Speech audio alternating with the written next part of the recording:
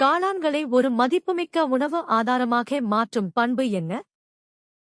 காளான்கள் அதிக புரதச்சத்து மற்றும் பொட்டாசியம், செலினியம் போன்ற தாதுக்களைக் கொண்ட ஒரு சிறந்த உணவு ஆதாரமாகும். இவை குறைந்த கலோரி கொண்டவை என்பதால் ஆரோக்கியமான உணவாக கருதப்படுகின்றன. பி. வளர்ச்சி ஊடக தயாரிப்பு என்பது ஆய்வக பயன்பாடு, இது உணவின் மதிப்பை குறிப்பதல்ல. எரித்ரோசைட்டுகளின் எண்ணிக்கை குறைவதற்கான மருத்துவச் சொல் என்ன?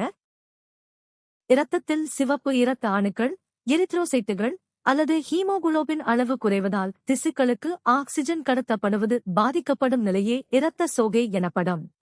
இது இரும்புச்சத்து குறைபாடு அல்லது வைட்டமின் பி12 குறைபாட்டினால் ஏற்படலாம். ஏ. த்ரோம்போசைட்டோபீனியா என்பது இரத்தத் தட்டணுக்களின் எண்ணிக்கை குறைவதை குறிக்கிறது. மரபுசார் ஆற்றல் வளங்களிலிருந்து மரபுசாரா ஆற்றல் வளங்களை மாற்றுவதற்கான நோக்கம் என்ன? புதுப்பிக்கத்தக்க ஆற்றல் மூலங்களின் பயன்பாட்டை ஊக்குவிக்க மரபுசாரா ஆற்றல் வளங்கள் சூரிய, காற்று ஆற்றல், புதுப்பிக்கத்தக்கவை மற்றும் சுற்றுச்சூழலுக்கு மாசு ஏற்படுத்தாதவை. புதைப்படிவ எரிபொருட்களின் தட்டுப்பாட்டை போக்கவும் புவி வெப்பமடைதலை குறைக்கவும் இவை அவசியமாகின்றன. ஒளிக்கதிர்கள் ஒரு ஊடகத்திலிருந்து மற்றொரு ஊடகத்திற்குச் செல்லும்போது ஒளிவிலகலை நிர்வகிக்கும் விதிகளின் பெயர் என்ன? ஸ்னெல்லின் விதி ஒளிவிலகல் குறியீடு மற்றும் படுகோணம், விலகு கோணம் ஆகியவற்றிற்கு இடையிலான தொடர்பை விளக்குகிறது. இது ஏன்1 சென் 1 ஏன்2 சென் 2 என்ற சமன்பாட்டால் குறிக்கப்படுகிறது. இரண்டு நிறைகளுக்கு இடையிலான விசையின் திசை என்ன?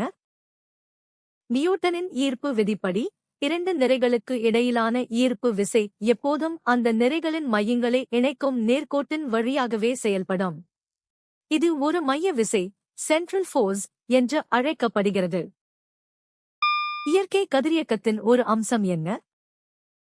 இயற்கை கதிரியக்கம் என்பது அணுக்கரு நிலைப்புத்தன்மையற்ற கனமான தனிமங்களில் தன்னிச்சையாக நடைபெறும் ஒரு சிதைவு நிகழ்வாகும்.